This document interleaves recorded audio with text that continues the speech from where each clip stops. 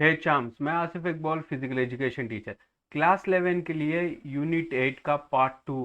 Right, we are going to check the part 2 of unit number 8. So 1 to 7 units and part 1 of 8th unit आपको, आप इसका link description में मिल जाएगा. Just check it out in the description for all the links. Okay, there is a playlist. Okay, there is a playlist with the name CBSE, right, CBSE physical education class 11 के नाम से playlist है. In the same way class 12 का भी playlist होता है. If you are class 11 check it out for class 11, if you are class 12 check it out for the class 12. Right, आपको सब कुछ मिल जाएगा. सो इस यूनिट में हम क्या क्या देखने वाले हैं. यूनिट का नाम क्या है? Fundamentals of anatomy, physiology and kinesiology. Right, ये है unit number 8.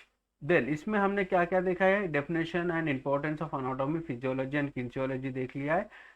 Functions of skeletal system, classification of bones and types of joints, ये भी कंप्लीट हो चुका है.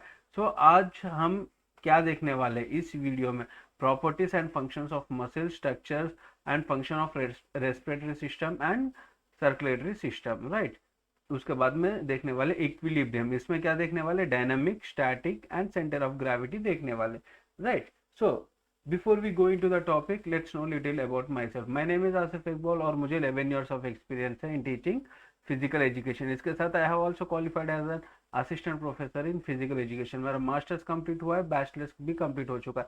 कौन से सब्जेक्ट में? फिजिकल एजुकेशन में. आई have also done NIS in athletics as a certificate course. I am a national medalist, marathon runner, strength and conditioning trainer, pre-level athletics coach, as well as the motor trainer. So this is my experience, achievements and qualifications. Let's start with the properties and functions of muscles. So actually muscles कितने प्रकार के होते हैं यार? muscles होते हैं 3 प्रकार के. एक skeleton muscle, एक smooth muscles, एक cardiac हो गया. skeleton muscles क्या होते हैं? ओके, जो भी क्या होता है, मसिल बोन्स को कनेक्ट होता है ना. Okay, skeleton muscle, skeleton is nothing but, in the first part we have discussed, skeleton is nothing but bone. Bone को जो मसल कनेक्ट होके होता है उसे हम स्केलेटन मसल कहते हैं. स्मूथ मसल किसे कहते हैं? हमारा डाइजेस्टिव सिस्टम होता है ना, हमारा डाइजेस्टिव सिस्टम या रेस्पिरेटरी सिस्टम के लिए जो मसल्स यूज होता है उसे हम कहते हैं स्मूथ मसल्स. कार्डिक मसल्स किसे कहते हैं? Which ever is for the heart. हमारे हार्ट के जो भी मसल्स होते हैं ना, वॉट एवर द, हमारे लाइक ब्लड को आउटपुट रखने के लिए और इनपुट लेने के लिए ब्लड का जो भी काम करता है वो कौन सा मसल्स करता है? Cardiac muscle. समझ गए हो ना? स्केलेटन मसल, जो भी मसल बोन को कनेक्ट होता है उसे स्केलेटन मसल कहते हैं. जो भी मसल डाइजेस्टिव सिस्टम के लिए या रेस्पिरेटरी सिस्टम के लिए काम आता है उसे हम कहते हैं स्मूथ मसल्स. जो भी मसल्स हार्ट का काम कर रहा है, हार्ट के लिए वर्क करता है, उसे कहते हैं cardiac muscle. So these are the 3 types. इसमें skeleton muscles are the voluntary muscles. Voluntary muscles नमा विथ अवर विश. देखिए, skeleton, bone is there, muscle is there, ये अपने आप, जब तक मैं ऐसा ना कहूं, जब तक मेरे ब्रेन से कमांड ना आए से ये नहीं मूव होगा, उसे कहते हैं skeleton muscle. Smooth muscles are the involuntary muscles. क्यों इनवॉलेंट्री? देखिए, फूड डाइजेशन या फूड अंदर ओनली यहाँ तक हमारा वॉलेंट्री, यहाँ से क्या होगा, पूरा उसके मर्जी से अंदर जाएगा, उसके मर्जी से डाइजेशन होगा, उसके मर्जी से सप्लाई होगा, उसके मर्जी से ब्रेक होगा फूड पूरा. राइट, कार्डिक, क्या हम अपने ब्लड फ्लो को कंट्रोल कर सकते हैं? क्या नहीं कर सकते. So that's why smooth and cardiac are called as an involuntary muscles, skeleton are is called as an voluntary muscles. So muscles के प्रॉपर्टीज क्या है? There are 4 properties. First property क्या है? मसल छोटा हो जाना है. ओके, क्या होना है? मसल छोटा हो जाना है, उसे कहते हैं excitability. Ability to active muscle thereby causing them to contract. if the excitability of the muscle is greater, जितना ज्यादा छोटा कॉन्ट्रैक्ट छोटा हो जाता है उतना ज्यादा force, its force velocity and endurance property will be greater. उसका फोर्स और एंड्योरेंस प्रॉपर्टी बहुत ज्यादा होगा. जितना मसल छोटा होगा उतना ज्यादा फोर्स का वेलोसिटी एंड एंड्योरेंस के प्रॉपर्टीज ज्यादा होंगे. नेक्स्ट टाइप क्या हो गया? कॉन्ट्रैक्टिबिलिटी. देखिए, दिस इज कॉल्ड कॉन्ट्रैक्शन. यहाँ पे क्या हो रहा है? This is the muscle, this is getting contracted. इसे कहते हैं contractibility. Ability of the muscle to shorten forcefully when it is stimulate adequately. Elasticity. Elasticity क्या है? देखिए, see this is the muscle, I am stretching like this, ऐसा stretch कर रहा है. So actually it will not go like this, but still I am making it more. ऐसा stretch कर रहा हूँ, यहाँ पे स्ट्रेच आ गया, फिर नॉर्मल पोजीशन के लिए आ गया। सो स्ट्रेच होके नॉर्मल पोजीशन को आता है ना, उसे हम कहते हैं इलास्टिसिटी, राइट। एंड लास्ट वाला होता है एक्सटेंसिबिलिटी। एक्सटेंसिबिलिटी क्या होता है? स्ट्रेच होने का, जितना ज्यादा हो सके उतना ज्यादा स्ट्रेच हो। देखो योगा में क्या करते हैं, Chakrasana, you might be knowing. Chakrasana में क्या होता है, नॉर्मली वो पूरा कंप्लीटली ऐसा, so these here are the legs here, मतलब कंप्लीटली इन्वर्ट ऐसा यू शेप में आ जाता है, इन एन शेप में आ जाता है, उसे कहते हैं एक्सटेंसिबिलिटी, राइट।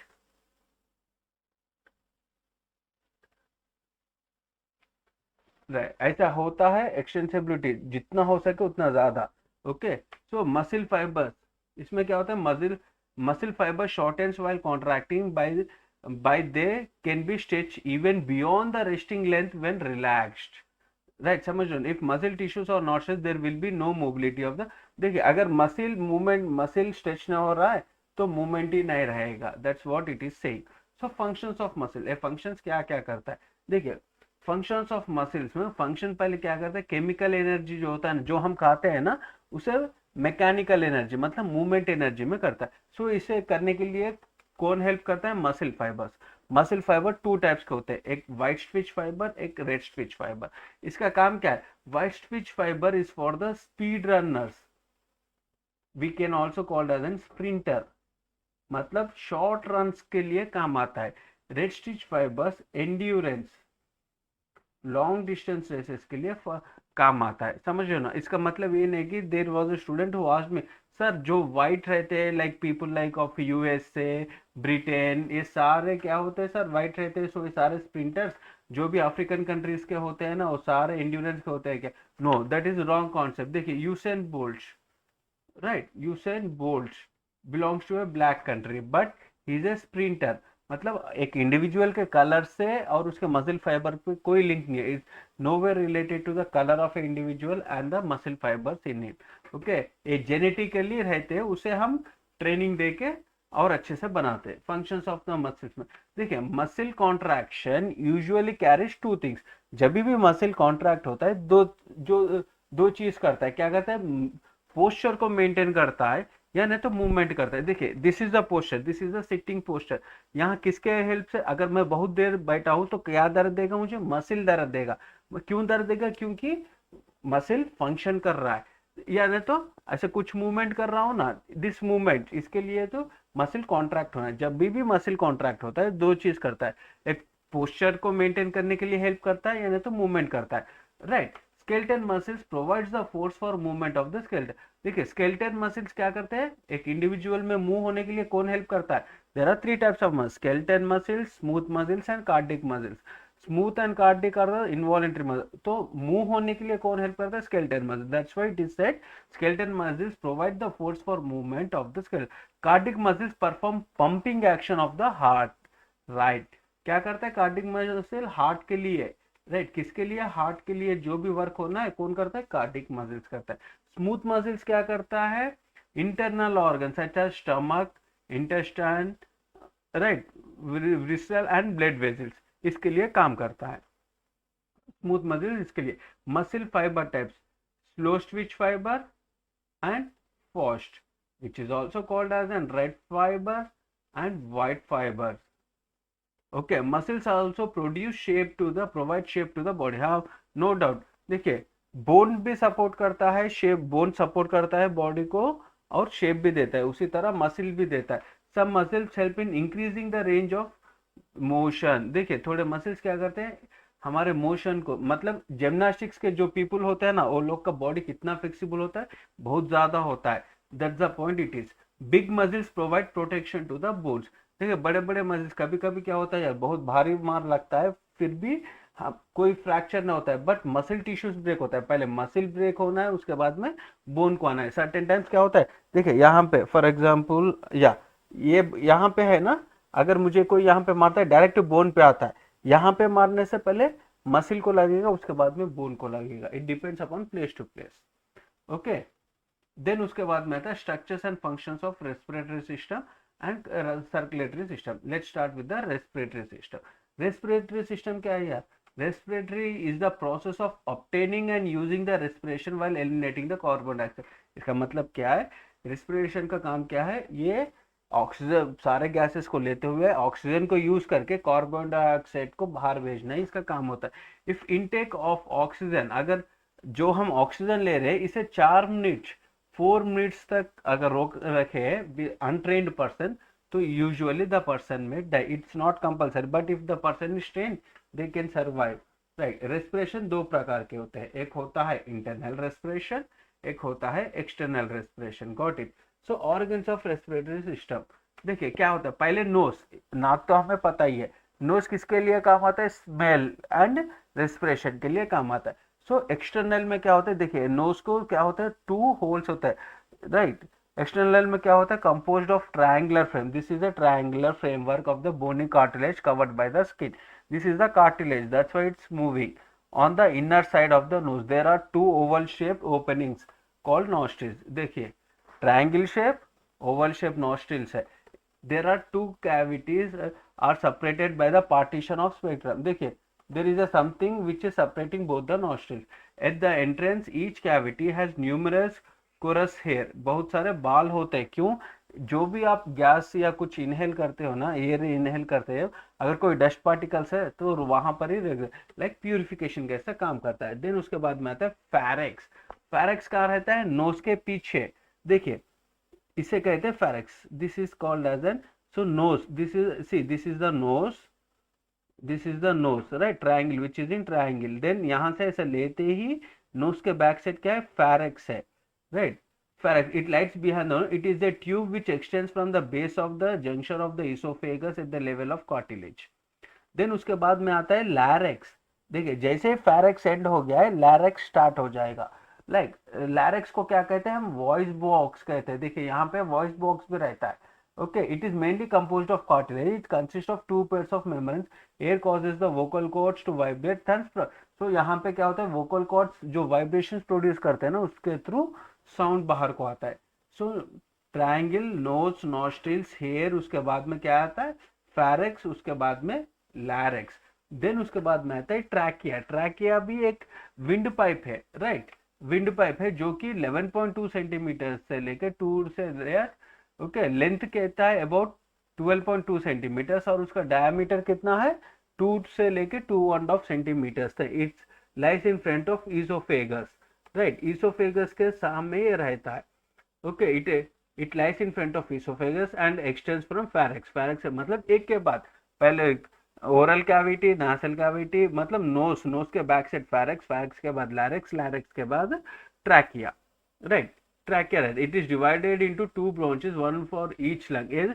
बाद में क्या होता है, 2 पार्ट्स में डिवाइड हो जाता है। There is a valve called epiloids, this epiloid prevents food to enter the trachea। कभी कभी क्या होता है, आपको ठसका पड़ता है, तो क्यों होता है, instead of going into the food pipe, it tries to enter into the क्या विंड पाइप, तब हमें ठसका पड़ता है, राइट। देन उसके बाद ब्रॉन्ची। ब्रॉन्ची क्या कहते हैं, ब्रॉन्ची 2 पार्ट्स में। देखिए ब्रॉन्ची क्या होता है, वेर इज दिस ब्रॉन्चेस, ब्रॉन्ची, राइट, ब्रॉन्ची क्या कहते हैं, 2 पार्ट्स में डिवाइड हो गया, राइट, यहाँ से 2 पार्ट्स में डिवाइड हो गया। Divide 2 bronchi, right bronchi is short and wide and more vertical than the left branches. Thus, these enter the left and right lungs and break up into a greater number of small branches, which are called bronchial tubes and bronchioles. Right? देखिए, right, उसके बाद क्या आता है, oesophagus, इसके बारे में भी बात होती है। डायाफ्रेम, सॉरी, डायाफ्रेम के बारे में बात होती है। डायाफ्रेम, डायाफ्रेम क्या है, it is a sheet of internal skeletal muscle that extend across the bottom of the rib cage. देखिए रिब केज हमारा ऐसा होता है ना, देखिए ऐसा प्रोटेक्ट करके रहता है रिब केज कंप्लीटली, उसके नीचे रहता है। The diaphragm separates the thoracic cavity, heart, lungs and ribs, heart, lungs and ribs को अलग करता है फ्रॉम द अब्डोमिनल कैविटी, हमारे पेट को और अपर, मतलब हमारे अपर बॉडी में 2 पार्ट्स को अलग करने वाला कौन है, डायाफ्रेम, डायाफ्रेम है, right. And performance important function, when it contracts the volume of thoracic cavity increases and air is drawn into the lungs, right। then lungs तो आप देख लिए हो, so this is the lungs, ये पूरा, this entire thing is the lungs। sorry, not this, 1 second, not the entire thing. यहाँ से देखिए ओनली यहाँ तक, ओके। इसे लंग्स कहते हैं, इसे डायाफ्रेम कहते हैं। ओके, लंग्स कितने लंग्स होते हैं? 2 लंग्स होते हैं। There are 2 lungs in our body are vital organs of our lungs are cone shaped organs with the apex above the base of the lungs lies resting on the floor of the thoracic cavity and the diaphragm. Lungs are divided into lobes by fissures. Then equilibrium, equilibrium मतलब क्या है? Balancing. देखिए कोई भी चीज को ऐसा balance करना है, it is equilibrium, that's why it has been balance. So इसमें दो प्रकार के होते हैं, एक होता है डायनामिक, एक होता है स्टैटिक। डायनामिक मतलब मूवमेंट में अगर है, if it is in the movement then it is called dynamic, if it is in no movement then it is called static. Dynamic and static and centre of gravity, centre of gravity हर individual का एक centre of gravity रहता है and their application novel के थोड़ा below 2-3 inches के below centre of gravity रहता है। इक्विलिब्रियम मतलब क्या? व्हेन ऑल द फोर्सेस, सारे फोर्सेस इस तरफ से सारे फोर्सेस न्यूट्रल होता है, when all the forces acting on the body are counterbalanced by equal and opposite forces and sum of the forces equals to 0 is called equilibrium. देखिए अगर मैं यहाँ से ढकल रहा हूँ तो ये इधर गिर जाएगा, अगर मैं यहाँ से भी ढकल रहा हूँ तो ये इस तरफ गिरने के चांसेस होते हैं। सी, if I am pushing this side it may fall this side, if I push from this side also the forces have become 0, so there is a chances it may fall this side. यहाँ पे भी कर रहा है, यहाँ से भी, all the 4 veg से फोर्स अप्लाई हो रहा है तो क्या होगा? और सारे फोर्सेस 0 बन जाएंगे, तो तब इसे कहते हैं equilibrium. So equilibrium as I told you 2 types, एक स्टैटिक होता है, एक डायनामिक। स्टैटिक मतलब no movement, no movement, dynamic मतलब with movement, right. Then so देखिए इक्विलिब्रियम बैलेंस कैसे बढ़ता है? देखिए ये बॉटल को मैं यहाँ पे है यार, ये बॉटल को यहाँ पे रखा हूँ, सो यहाँ पे बेस बढ़ गया है। देखिए यहाँ पे रखने से, ऐसा मारने से गिरने के चांसेस होते हैं, यहाँ पे ऐसा मारने से भी गिरने के चांसेस बहुत कम होते हैं। क्यों? यहाँ पे बेस बहुत, lower the centre of gravity. अब इसका सेंटर ऑफ ग्रेविटी कहाँ पे है? Approximately somewhere here, okay. यहाँ से करने से सेंटर क्या होता है? वो सेंटर ऑफ द ग्रेविटी होता है, ओके। सो अगर मैं इसे यहाँ पे रख दिया हूँ, सो सेंटर ऑफ ग्रेविटी यहाँ पे है इसका, अब यहाँ पे कर दिया हूँ तो सेंटर ऑफ ग्रेविटी कहाँ पे रहेगा? यहाँ पे रहेगा। So lower the centre of gravity is to the base of support the greater the stability. अब यहाँ क्या, सेंटर ऑफ ग्रेविटी नीचे है, बेस ऑफ सपोर्ट भी बहुत ज्यादा है, तो क्या हो गया? ये गिरने के चांसेस ही नहीं रहेगा, बहुत ज्यादा कम हो, बहुत ही कम हो जाएंगे। नेक्स्ट वाला क्या है? Nearer the centre of gravity, nearer the centre of gravity to the centre of the base. देखिए this is the base and this is the base, ये सेंटर ऑफ ग्रेविटी यहाँ पे है, okay. Nearer to the centre of gravity is to the centre of the base of the support, the more stable is. देखिए अगर यहाँ पे क्या है? स्टेबल हो गया। फॉर एग्जाम्पल अगर if this is one leg is here and the second leg is also here, instead of here being, अगर यहाँ पे क्या होगा? सेंटर ऑफ ग्रेविटी यहाँ पे रहेगा, सो इंडिविजुअल गिर जाएगा। 2 legs back and body front रहना, बेस पीछे हो गया है and the rest of the body forward हो जाने से गिर जाएगा। तो कभी भी दो बेसिस के बीच में, राइट, दो बेसिस के बीच में अगर सेंटर ऑफ ग्रेविटी लाई कर रहा है, मतलब सेंटर ऐसे है ना, this is the base, this is the base, this is the base and centre of gravity is here in the here. So यहाँ पे क्या हो रहा है? सेंटर ऑफ ग्रेविटी को स्टेबिलिटी भी मिल रहा है। नेक्स्ट वाला देखिए, फॉर एग्जाम्पल आप साइकिल का टायर लीजिए यार, साइकिल के टायर को आप ऐसा खड़ा करिए, खड़ेगा क्या? नहीं खड़ेगा, गिर जाएगा। क्यों गिरेगा? उसका बेस बहुत ही कम है। अगर आप कार का टायर ले लीजिए या नहीं तो रोड रोलर का टायर ले लीजिए, बड़ा, जितना बड़ा व्हीकल होगा उसका टायर उतना बड़ा रहेगा तो उसका रुकेगा। Stability can be increase by increasing the widening of the supports. देखिए अगर यहाँ पे मैं साइकिल टायर लगाए तो क्या होगा? साइकिल टायर लगाने से इतना बारीक सा रहेगा, उधर या इधर गिर जाएगा। Got it?